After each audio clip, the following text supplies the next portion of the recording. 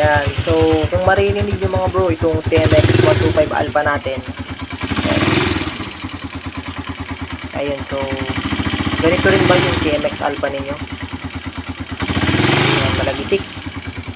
So, ang tinakbo na nito, umabot na to ng 74,094, no? So, yan, maingay na siya.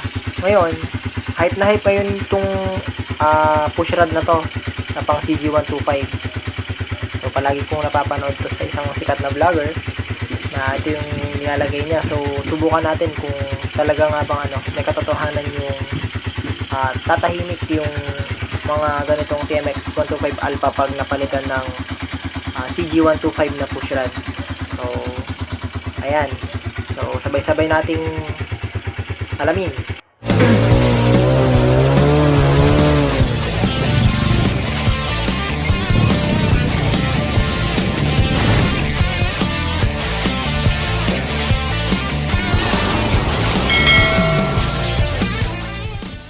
Kaya naman, diretso na agad nating baklasin itong kanyang mga bolt, no? Dito sa kanyang cylinder head cover. At lipat naman tayo sa kabila. So, bali tatlo yun mga bro. Dito tanggalin naman natin yung timing mark. No? Tsaka yung gamit tayo ng 10mm dito na hex. Pang allen, no? Yan. So, 10mm ang sukat niyan. So, bakit natin binuksan yan? Kasi syempre, bago tayo magbukas ng head, dahil magpapalit nga tayo ng push rod, kailangan muna natin itong i-timing, no? So, yun yung gagawin natin ngayon. So, unang-una, tanggalin ko muna pala tong lock nitong sa may, niya, air suction valve. So, tanggalin natin yan para maangat natin. So, kung mahirapan pala kayong tanggalin yung ulo nito, i-kick nyo lang na para bumaba yung mga rocker arm. So, ito natanggal naman natin. Itatabi muna natin yan. Okay? So, ito yung tatanggalin natin. So, luluwagan natin tong mga bolt na yan. Yung 12mm. Okay? So, bago yan, kailangan muna natin itong i-timing syempre. So, kung makikita nyo ito, tatanggalin din natin itong mga to. Ayun, so kailangan muna nating i-timing ito. So, paano ba natin ito mata-timing? Kailangan munang bumaba at tumaas yung intake nung sa may bandang rocker arm, no? Yung sa may rocker arm natin. So, check natin ulit, 74,000.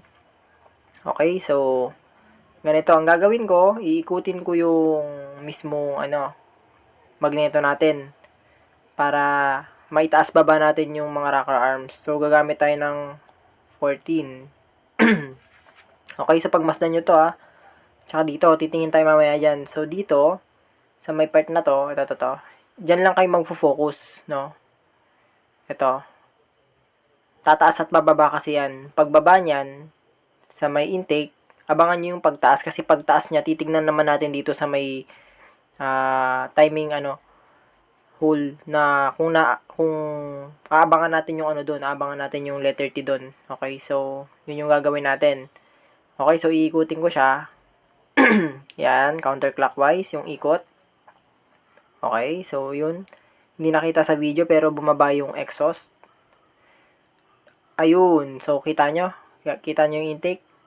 Tapos tataas. Okay, kita nyo tumaas yung intake, 'di ba? Pagtaas nun, dito nyo naaabangan. Okay? O yan. Hindi na kayo malilito dyan sa pag-timing. Yan. So, abangan nyo na yung dyan, yung mismong guhit na may letter T nakatapat. Huwag yung letter F So, papakita ko rin dito yung letter F para makita nyo. Ibig sabihin kasi nun fire. So, ito. Makikita nyo yung dalawang guhit na yan. Pag nakita nyo na yan, ibig sabihin malapit na. So, ikutin nyo pa. Yun. Ngayon, yung unang guhit na makikita nyo is ito yung fire or letter F. Ayan o. So, di ba after nito, yung dalawang guhit. Ito. So, wag kayo mag-timing dyan, no? Wag yan, letter F yan. Baka magkamali kayo. So, ito pinapakita ko lang yung pagkakasunod-sunod. So, alam niyo na fire yan. Oops, silipin natin. Ayan o. F, letter F yan. So, ikot pa natin ng konti at ito na yung letter T. Okay. So, kita nyo yun, letter T. Hindi lang kita masyado sa camera. Itatapat nyo yan dito sa may guhit. Sa may thread. Nung ano natin, sa may bolt natin. Sa may thread na part. Tatapat nyo lang yun na may guhit naman dyan. Hindi naman kayo malilito. So, ayun. Diyan nyo siya itatapat. Yan. Ewan ko kung nakikita sa camera. Pero, kita naman sa camera eh. Ayan.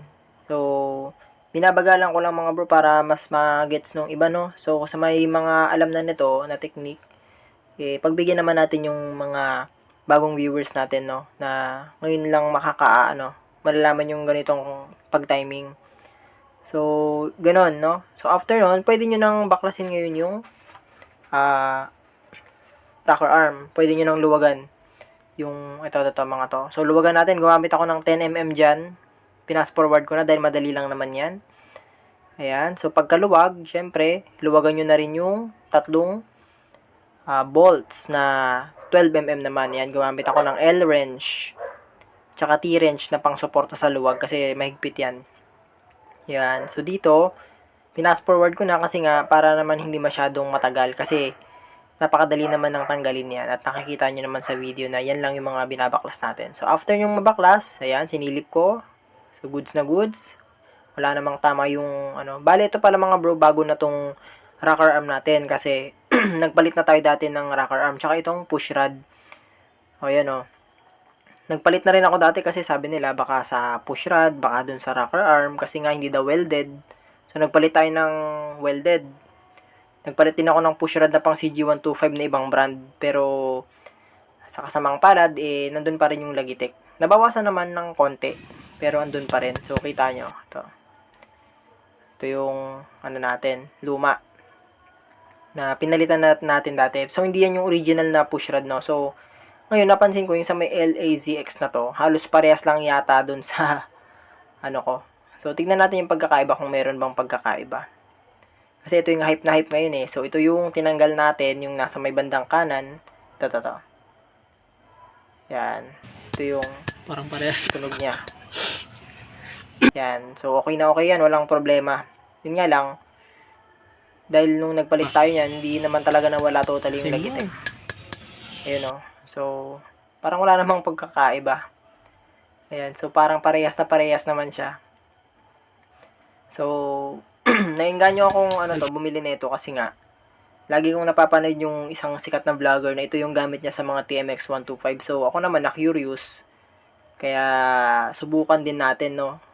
Ayan, subukan din natin kung talagang nawawala ba talaga yung Logitech ng TMX Alpha 125. Kasi ito, bago na yung nito eh. Rocker arm. Welded na rin yun, yung nilagay ko dito. Kita nyo naman sa video. Yan o, welded na yan o. Hindi na yan yung original. Kasi may mga nagsasabi din na yung rocker arm daw, medyo yun yung nagkakatama. Yun ang sabi nila. So, ako, sinubukan ko na. Kaso hindi ko na to na-vlog dati kasi sinubukan ko lang sa sarili ko kung totoo nga ba. Tsaka nagpalit na rin ako ng push rod na pang CG125. Pero ibang brand ang nilagay ko. So, ngayon, sinubukan lang din natin tong LAZX kasi ito yung lagi kong nakikita na pinapalit ng iba. Kaya ngayon din natin malalaman kung may katotohanan ba na talagang titino o tatahimik. Kaya sabay-sabay nating alamin mga bro. Yan, kita nyo naman, sinalpak na natin. Tsaka nyo na ibalik yung mga bolts ng rocker arm. Kita nyo yung mga bolt pala, no? Huwag kayong magtaka kung bakit may washer yan na dalawa. May nilagay akong dalawang lock washer kada bolt. Kasi nga, itong nilagay nating replacement na rocker arm na welded, medyo manipis, no? Yung, niya, pinaka pagkagawa. So, kailangan nating maglagay ng lock washer para yung bolt pa rin niya na dati na medyo mahaba is hindi masira yung thread, no? Ayan, so chinunap na rin natin sa eto, na nga to 0.04 na nga yung nilagay na natin dito para talagang ma-sure natin na walang Logitech yung clearance, no? So, yan yung nilagay nating clearance dito. Kasi pag nilagay mo yung standard dito na 0.08 mm. Nako po, sobrang Logitech. Nako po, sobra. So, 0.04 yung ginamit natin intake tsaka exhaust para talagang smooth na smooth yung clearance nito. Okay? So, ayan. Nilagay na rin natin yung 0.04. Yan. So, inulit ko mga bro, no? Yung rocker arm nito, hindi na to yung stock. Kasi yung stock, tinabi na natin. Andito pa naman sa akin yun. Yun nga lang. Nagpalit na tayo kasi, yun nga. Sabi nila, dapat daw welded. Kaya nagpalit tayo ng welded na rocker arm. Kasi dun daw minsan nanggagaling yung lagitik. Eh, nung pagsalpak ko naman, bago rin yung push rod, kita nyo naman nung pagkatanggal natin, halos kamukha lang nung ipapalit ulit natin. 'Di ba? Ito. So, ganun pa rin. May malagitik pa rin. So, ito. Lagyan din natin ng langis para sigurado. Tsaka ito. Para talagang smooth, no? Yan. Pagulungan natin ng langis. So, ayan. Kita nyo yung rocker arm natin. Welded, oh. O, yan, oh. Naka-welding na yan. 'Di ba? Welding na yan. Ayan yung welded na bibili na yan na welded na pang Rusi 125. So, dito sinigurado na natin na talagang para mahuli natin talaga saan ba nanggagaling yung lagitik nito. Kasi okay naman yung mga nito eh. Cam follower tsaka yung sa mga gear niya, okay naman. So, sarado na natin para magkaalaman na kung talagang titino ba o 'di ba? So, sabay-sabay nating alamin ngayon kung okay ba. Kasi, dagdag ko lang pala mga bro, no? Pagkapalit ko kasi na ito ng rocker arm dati, ilang buwan na rin ng nakakalipas. Pagkapalit ko kasi na ito, tsaka nung push rod, oo, tumahimik nga. Tumahimik siya, talaga siya. Alam mo yung tipong pag-andar mo, pag malamig yung makina, tapos pag pinaandar mo siya, talagang tahimik. Ang ganda ng tunog, mga bro. Pero, ang naobserbahan ko sa kanya, pagka ginamit mo na at uminit na yung makina, dun na siya lumalagitik. Oo, ganun siya palagi. Ganun siya palagi tuwing umaga. Tuwing umaga, pag cold start, ang sarap ng tunog. Talagang tahimik. Pero pagka uminit na, yun na bumabalik sa may lagitik. Pero hindi na siya tulad nung sobrang lagitik noong dati na nakasalpak pa yung dating push rod, tsaka yung dating rocker arm. Talagang kahit umaga, maririnig mo yung lagitik. No? Kahit halos tukod na nga yung valve clearance mo, ganun pa rin. So, dito tingnan natin si 74,094. Proof na hindi pa natin to na papaandar, no? Kaya paandarin na natin. Ayun. Yun, di ba? Ganda ng tunog, Ayan, so, unang start natin, pagkabalik. Pakinggan nyo. Diba, tumahimik na? Solid. Ganda ng tunog.